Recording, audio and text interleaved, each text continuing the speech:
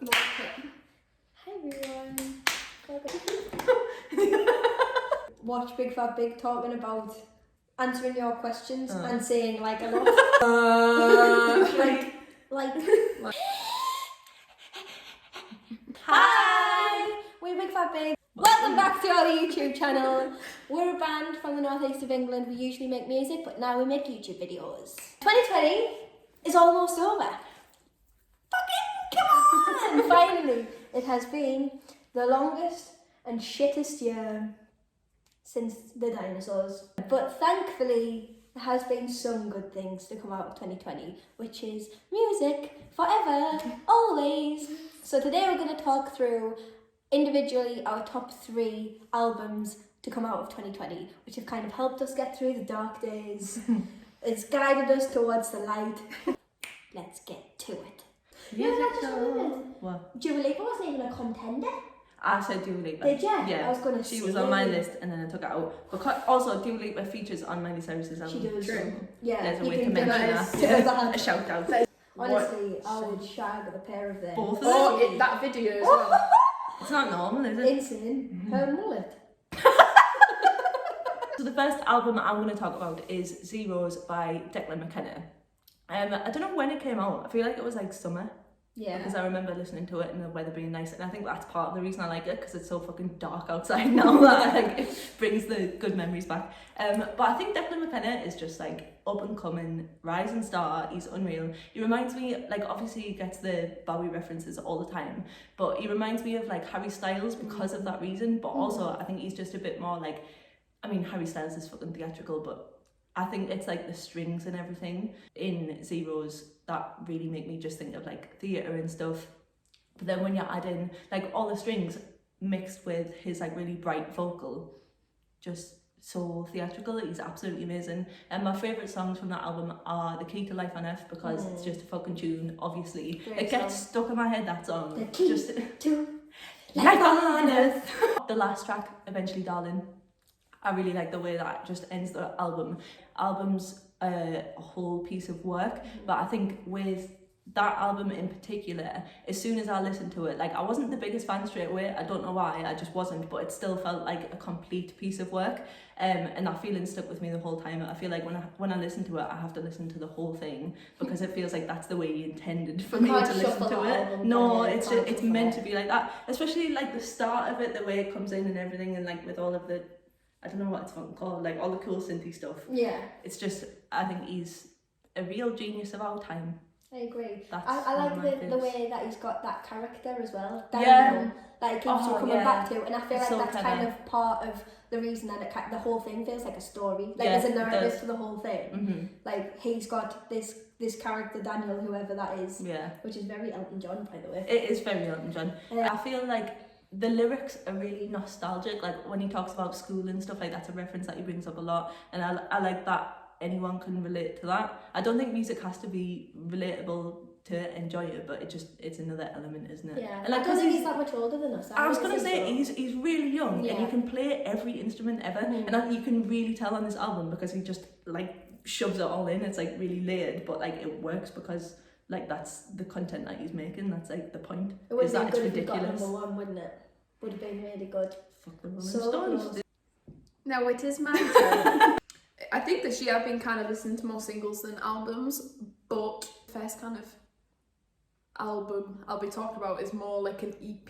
She's a cheater. I'm a cheater but it's great. It's by Pip Millett, and her style of music is like R&B. The whole album's like bass driven, obviously. I fall in love with anything that has like a banging bass line. Anything with a low end, you Low end, honestly, I fall in love with straight away. Between songs is just like some like spoken word by a mother and by a mum. Yeah, That's a mum really does cool. like That little is cool. spoken words between the thing, and it's really cool. It kind of adds, you know, when you're saying there's like a story to it. I think when you add inserts like that into either an EP or an album, it kind of gives the whole album a storyline, like you were saying, but in a different way. I'm trying to think, what were my favourite songs? I know it was June. That's a great one from the album, and Heavenly Mother. I think I've played that a couple of times. That's one that I'm gonna have to listen to because Yeah. like I don't even know who she was. Yeah. She's super cool as well. Like Pip Mother too. I think her stuff's, I know she said in like interviews that she's driven by like Bob Marley, and I think you can hear it as a little sprinkle of an influence. I think a lot of R&B artists are, 'cause it's quite a big one. Yeah, that's pretty much it. I just fucking love the whole album. I could listen to it back to front repeatedly. I'm gonna shock absolutely no one and go with Hayley Williams. So original. Hayley Williams released her first album on her own this year. It's called Petals for Armour and it is absolutely unreal. It is so good. She released the first single was called Simmer, and I heard that on, it was Annie Mac's hottest record in the world. I like that One of show. them. She's Yeah, very me too. good. And obviously it's amazing. I mean, obviously it is. But I really, really enjoyed the way that she released the album. She released it as like 3 EPs. So instead of releasing like the odd single now and then leading up to the album, she literally released like 4 in one go, 3 times over. And I thought that was a really cool and like different way of doing it. And for that reason, I've come back to, I look at them kind of in the chunks that they were released now, which I think is like a really cool way to listen to an album, which I haven't really ever done before. You take it track by track, but with that I can hear the EPs and you can kind of see why they were released, with those songs were released together and stuff, which I think makes a lot of sense and it's just really cool. The production on it is another really cool element of it. It's so clean, it is so, like the whole thing's really dark and moody, and I think it's really not what anyone would have expected Hayley Williams to put out, especially after the most recent thing that she was attached to was After Laughter. So like, it's like the total opposite direction. I mean, in similar ways, because they're both approaching pretty heavy topics and stuff in like upbeat ways sometimes, but in terms of like the overall tone of the albums, they're very different. So it was, I think it's really, really cool that she just went a complete opposite direction that anyone expected her to go in. And I think the best songs on it are, I really like Sudden Desire. It's a really sexy song, really sexy She's a song. sexy woman. She is a sexy woman, but like, because I think she's been in the public eye for so many years, it's like a bit of a shock to hear stuff like that. First time she's ever said fuck in songs. So I think that's kind of symbolic in a way, that like she is doing things on her own terms, which I think is really cool. I think Dead Horse is my other favourite song on that album. It's just, she did like this cool exercise video for it. It was just daft, but it was really good. And that's like the official video. It's just her like jumping about in our room, but it's funny. And it's again one of those where you listen to it not really taking it in, and then when you sit down and actually listen to it, you're like, shit, that's good. Yeah, that's real good. The next album I'm going to talk about is Plastic Hearts by Miley Cyrus. Now, I know it's only just come out, right, but I don't give a fuck because all of us have loved Miley Cyrus for years, and I feel like this is the album that we've just been fucking waiting for. Like, I didn't think that she was going to do this. Like, I didn't didn't see it coming, but now that she's done it, I'm like, of course, that makes perfect sense. Yeah. Also, the Backyard Sessions coming back. What a time to be alive. What a time to be alive. Unreal. Thank you, Jesus. I think Miley's always had the perfect voice for rock. Like, even though she was like a Disney Channel star, her voice has always been like really gritty and rich. So like, to see her in rock, to see a woman in rock is just like everything we need, the representation we need, and that's class. But also she just fits it perfectly. Like, she doesn't have to try to fit into that category. It's like it just seems to come so naturally to her. I actually said to my dad the other day, my dad, I said, you should listen to Miley Cyrus's new album. I don't know if he will like it, but he will. He literally will. It's just a good rock album. Yeah, and your dad is like straight dad rock. Loves Motorhead. Loves Motorhead, does my dad. But he'll also love the Miley Cyrus album, which is just amazing. Like, that's cool. In her own right, she is a rock star. Yeah, she literally is a rock star. It's just a good rock album. She was a Disney star, she was a pop star, and now she's a rock star. She does. I'm not even for you.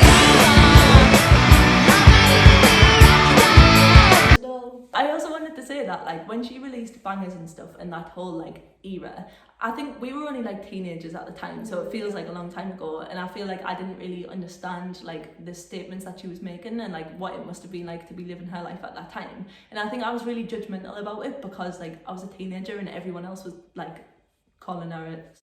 What was her being controversial was literally just things like getting her tits out, and everyone would be like a dick about that, as if getting your tits out is a problem. And she really, like, pushed the boundaries of what was expected of her, and now looking back I'm like, God, like, that was amazing. like it's so cool that she, no, we're not worthy. Why did I judge her for that? Like, I mean, I was a teenager, like, I just shouldn't have been listening to the grown men that were being dicks about her.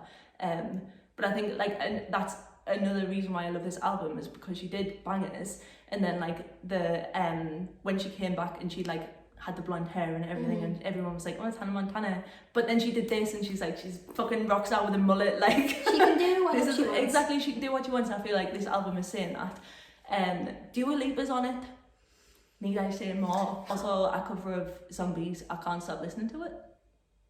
I don't even like that song, you know, the original. But her doing it, I was talking about that the other day, wasn't I? I don't like that song. I think it's because obviously studying music at college, you hear it again. By, like, really awfully. It's almost like the cop out of there's a woman in this band. Exactly. So we'll do that by the Cranberries, and so, like, I don't like that song. Like, it's deeply ingrained in me that I don't like that song, and I heard that cover and I was like, shit. Perfect. Why do I like it? This album is, like, it's only just come out, so I feel like I've not properly gotten into, like, you know, when you're like, you know all the words and stuff. I'm not there yet, but I will be. I'll be ready for when she tours. See you there. My number 2 album is Fake Flowers by bigfatbig. Like, bigfatbig. It's a good name to say. It is a good name. It feels good. It is a good name. At first I was like, because obviously I've heard her, she plays bass on, and that's kind of the only one that I'd kind of listened to by her. And I kind of looked into seeing what a new album was and had a listen, and it is so beautifully produced. It is stunning sounding. One of those girls who just wants to live in the 90s. Yeah, constantly. She's very, very 90s. Yeah. In her style, aesthetic, everything she does, even her guitar playing is, like, very 90s. I think it's, like, almost like dad pop rock, not like rock. Yeah. Like pop It's rock. not like AC/DC. Yeah, no. And I know she's like a massive fan of Simon and Garfunkel, so, like, I think you can kind of see that makes where it kind of comes from. And she's got, like, a space rock vibe, so it's always really mellow until she hits a chorus or she hits, like, a bridge in the song, and then you're like, wow. Yeah. I think Together and Care are, like, my favourite songs. What's the single from it? It was, like, the lead single, like, the big song from the album. It's on Radio 1 all the time. I really like it. I really, really like it, but I can't remember what it is. But the lead single of it, I like that.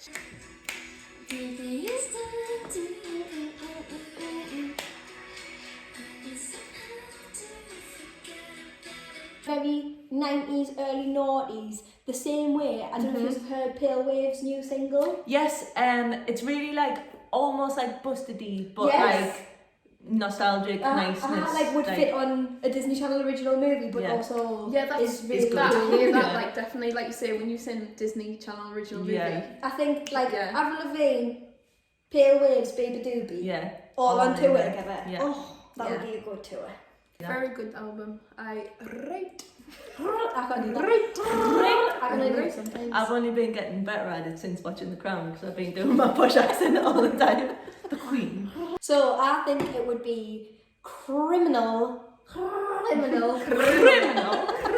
to get through this video without mentioning the saviour of 2020, our Lord and Saviour, Miss Taylor Swift.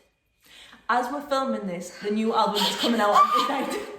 She literally announced, like, 5 hours ago or something, that she's releasing another album The tonight. sister to Folklore. It was called Evermore. Yeah, I think so. What? Sorry?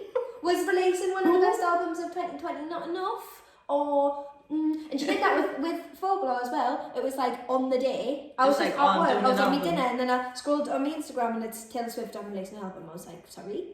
It's not okay. Can you imagine being able to do that and get the response you get? I know, literally, like, #1 everywhere in the world. She's just like, here I am. It is phenomenal. It is literally one of the, like, most relaxing, like lovely albums that I've heard, and that's not necessarily something that I look for in music. Like, I don't really listen to something, a lot of the time I find it a little bit boring if it's just like kind of all one level all the way through, but for some reason she's just managed to do that really fucking well. Like, it's so good. The whole surprise element of it, I think, was like really important in how everyone consumed it, because everyone was just so grateful. Yeah. Thank you, Taylor. Thank you, Taylor. So that was like super cool that she did it that way. I also think one of the main reasons, like the main appeal of it to me, is I love Lover, like our last album before this. Album. But this is like literally the polar opposite. It is different in every single way. Like, Lover was like sickly sweet. It was proper pop tunes, Brendan Urie on it. Yeah. Like, such a good album. But into like songs like Paper Rings and stuff on that, like they are just pop songs. Where these are too, but just in a completely different context. My favourite song on the album is obviously Betty. Obviously. As we all know, I love a key change. Beautiful. The way they do it as well, where you're like waiting for it and then it fucking slaps. It's so good. I don't think I'll ever forget the first time I heard that song. I imagine you were like... I'm not joking. I screamed. I'm not kidding. I was in my car. I was driving to Dan and Lauren's house. Aww. So put it on, I was listening, I was like, yes, this is brilliant, this is amazing, and I knew that it was probably going to be at least one of my favourite songs on the album. That key change hit, and I nearly crashed. I nearly crashed my car. Off the road. I literally went, ah! I screamed. It brought something out of me that like I didn't expect. And again, just... God bless Taylor Swift. God bless Taylor Swift. Also, I think it's hilarious that she included the whole Kanye West reference in there. In I think it's Peace, the song, where it's like lovers to the east, clowns to the west. The last reason that I really love it is because I think the people that she's collabed with, like to actually make the album, all of them have brought something really different and really like you can hear it. Something really noticeable to it as a body of work. A guy from The National, I don't know what his name is. I don't know. I don't really like The National. But like, but him, and I think something like that with a voice that appeals to us in the way that Taylor Swift's voice appeals to us, like that sits very well in my heart. The guy from Bleachers, Jack Antonoff, I think his name is, he's in all of the live sessions that they've released from them, and I think he has a really cool, like polished brand of pop, and to bring that to something so minimal, I think kind of gives it a little bit more of an edge, and that's really cool. And then obviously the whole Bon Iver collab as well, and I'm so excited for the second. I can't believe it feels like Christmas Eve. Haim! Fucking Haim! Kissing in your cardigan. Like, God bless Taylor Swift. My top album of 2020 is Punisher by Phoebe Bridgers. Woo! That's what's going to happen when she wins the Grammys. All of them. All four of them. You can just see the picture of her holding them like this. Like Billie Eilish. Yeah, but just with both. Yeah. Honestly, this album, I feel like it's changed my life. Like, I'm not exaggerating. It's like part of who I am now. I've loved Phoebe Bridgers for fucking years, right? Obviously, she's done like our first album, Stranger in the Alps, like the ultimate emo album. It's sad girl, I was that in it. Fucking sad. And then like since then she's just done loads of collabs, so I feel like, which were amazing, but everyone's been like thirsty for this album. The way that she dropped it was really cool, because like she had a release date and everyone knew when it was. The time that she was meant to release it was like during the Black Lives Matter protests, like when that was going on, and she didn't want to take attention away from that, because like, why would you want to take attention away from that? So she just dropped it and was like, here's my album, I have to release it because I have to release it. But she didn't really, like, she just put it on social media and was like, here it is, which I think is really cool. She's done like loads of stuff this year, for, like, she uses that platform for good basically, which is a reason I like her in the first place. Definitely. But like, I genuinely believe that it's like a revolutionary album. I think she's made like emo music accessible, and it's a real step forward from Stranger in the Alps. In terms of like the layering of that album, like I feel like with Stranger in the Alps, the difference between her playing with a full band and her playing the songs on her own wasn't that drastic, because of the way that the songs were written.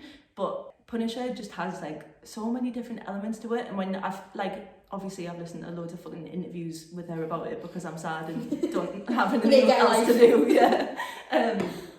And when she talks about it, she talks about all of the different people who were involved in the writing and the production and everything. And I feel like because she's just so good at collabs. I don't know what it is. Like she just knows how to work with people. Williams album. Yeah, she was. What a genius for Panorama. I feel like she's just one of she's one of them people who just like brings the best out in other people, and other people bring the best out in her. And I feel like that's why this album has developed so much from the first one. My favourite tracks are obviously like the singles, like Kyoto, Garden Song. I Know the End is a masterpiece. Like I need to get all of the lyrics tattooed down my back, like as a full lyric sheet. It's just so good. I know. The performance she did of I Know the End for Seth Meyers was absolutely amazing as well. Everyone should go and watch it because it's just like otherworldly. You were saying before about how you love the copycat killer versions of it, and it's just annoyingly good. It's something else. Good. I was saying like I felt like I'd been infiltrated. Like I felt like there was something, maybe not a ghost, something was in my body and was haunting me. Like after I but like that. You welcome it. Yeah. like I want it to haunt me. Yeah. She's just so good. Like we live with a genius among us. She's one of the artists that gets so passionate about, and when other people are like, oh, I don't know who that is, I'm like, you must listen to these tracks, I'll write them down for you, I'll send them to you, like, you need to know, literally, like, I think she's unreal, and she deserves to win all of the Grammys.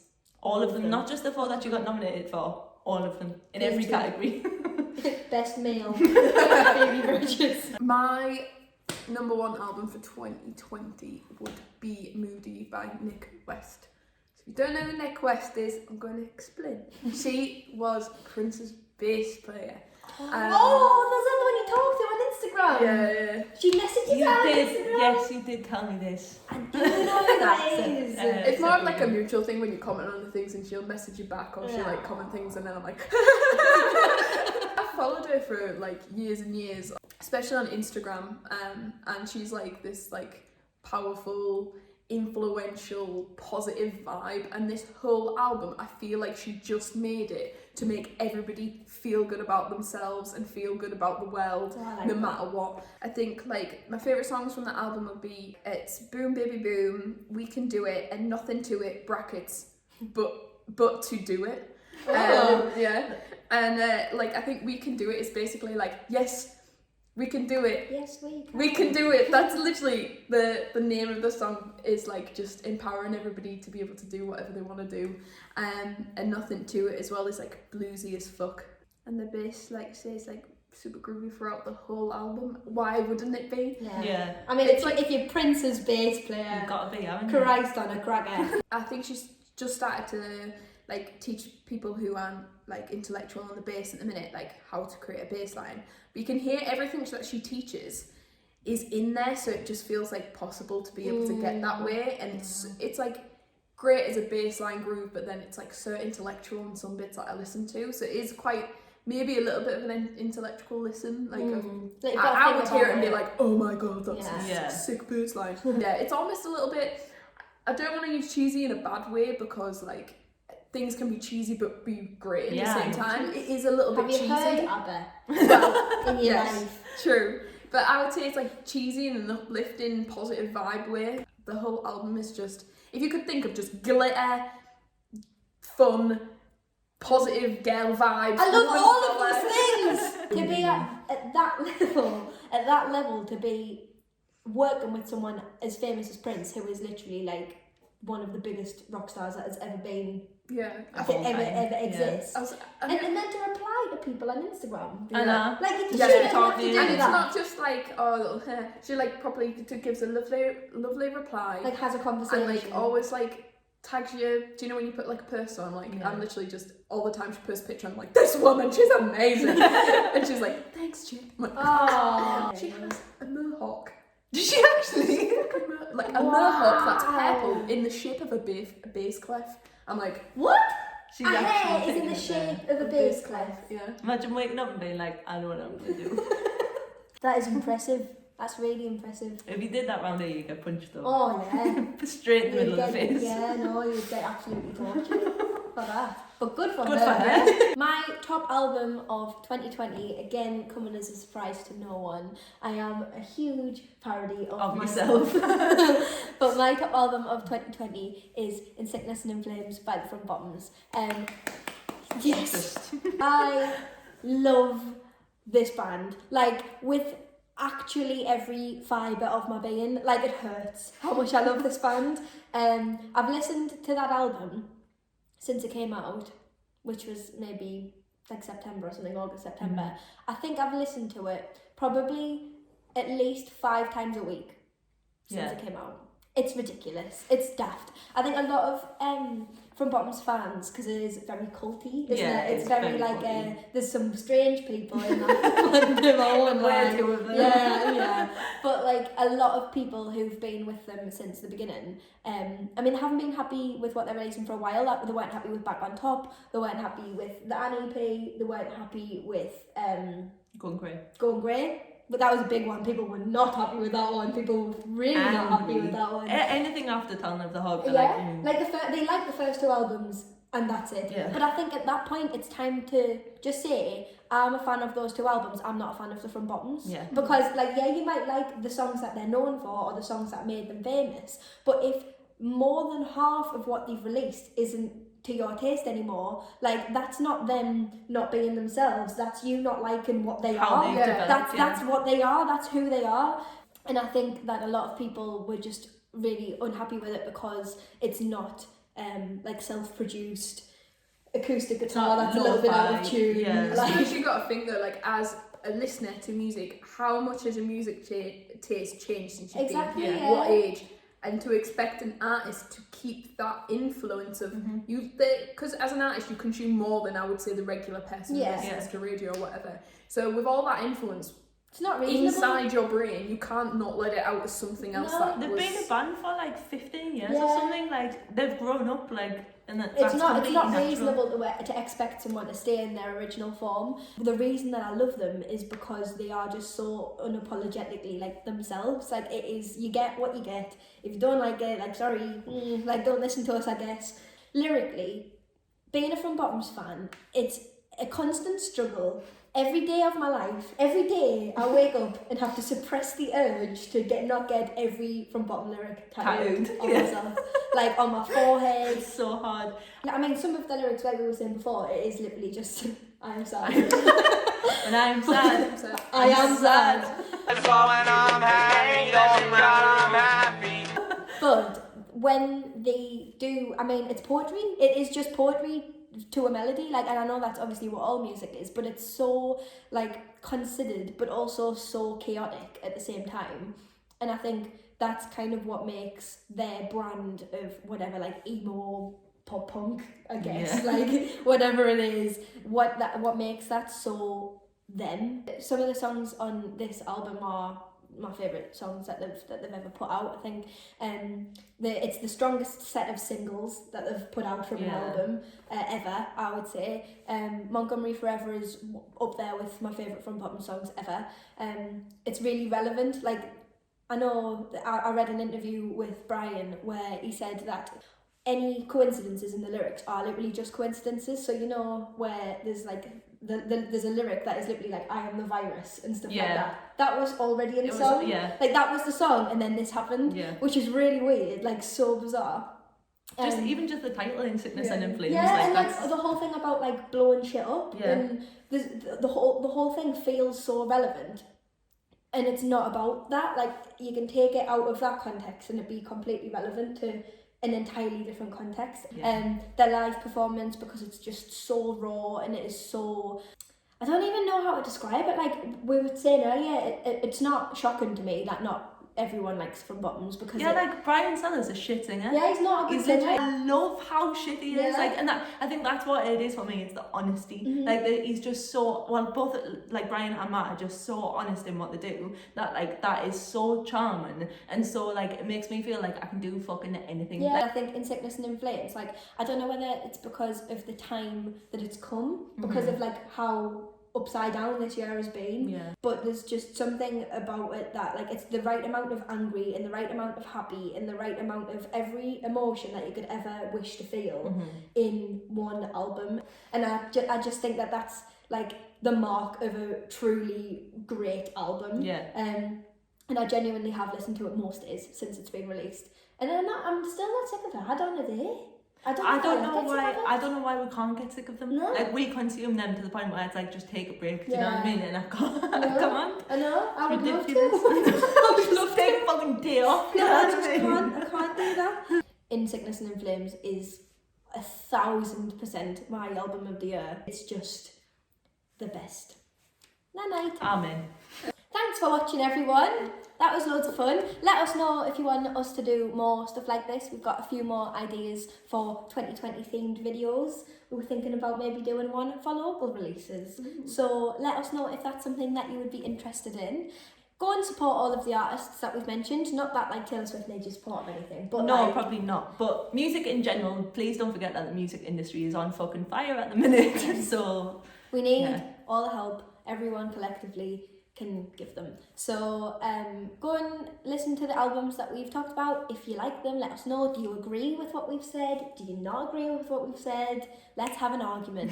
Let's have a fight. I'm ready for you. And obviously the important bit to keep us going is to like, subscribe to our channel and hit the bell notification if you want to keep seeing our videos. Being a bitch. Okay, thanks, love you. Love you, bye.